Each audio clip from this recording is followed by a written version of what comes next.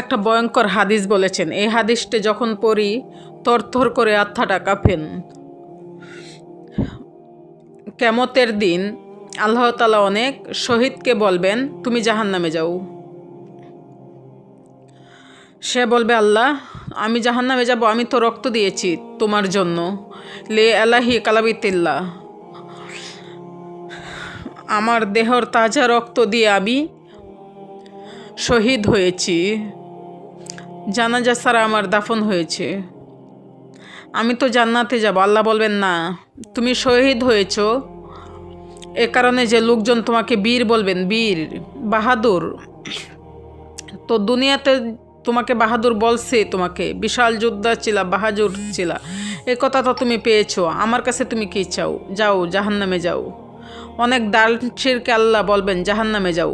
সে বলবে, আল্লাহ আমি জাহান্নামে যাব, আমি তো মসজিদ, মাদ্রাসায়, এতিমখানায়, বৃদ্ধাশ্রম এমন কিছু নাই যে বাকি রাখছি, সব জায়গায় তো শত শত মসজিদ আমি করেছি, আমি কেন জাহান্নামে যাব? আল্লাহ বলবেন, না, তুমি দান করেছো, এই জন্য যে তোমাকে মানুষ দানব বলবেন, দানবী বলবেন। আমার কাছে কি চাও?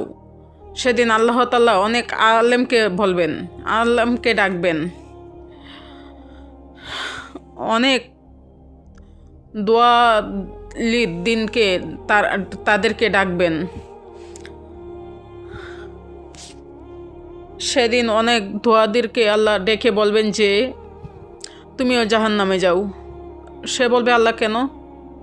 আমি মানুষকে কোরআন শিখিয়েছি, আমি মানুষকে হাদিস শিখিয়েছি,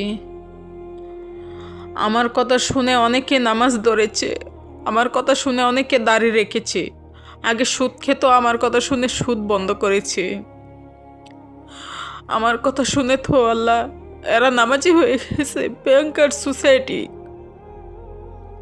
সুদ বন্ধ করেছে, নামাজ ধরেছে, তারা ফরজ জাকাত দিত।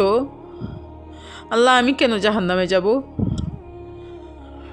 আল্লাহ বলবেন, তুমি এগুলা কাজ করেছো, সেই জন্য তোমাকে লোকজন বড় আলেমদার বলেছেন।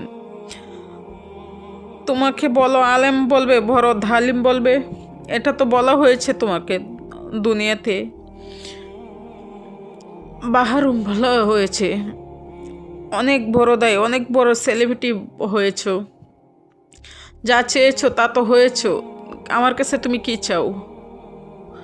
আমার কাছে তোমার জন্য কিছু নাই, তুমি জাহান্নামে যাও। আল্লাহ ওই রকম আলেম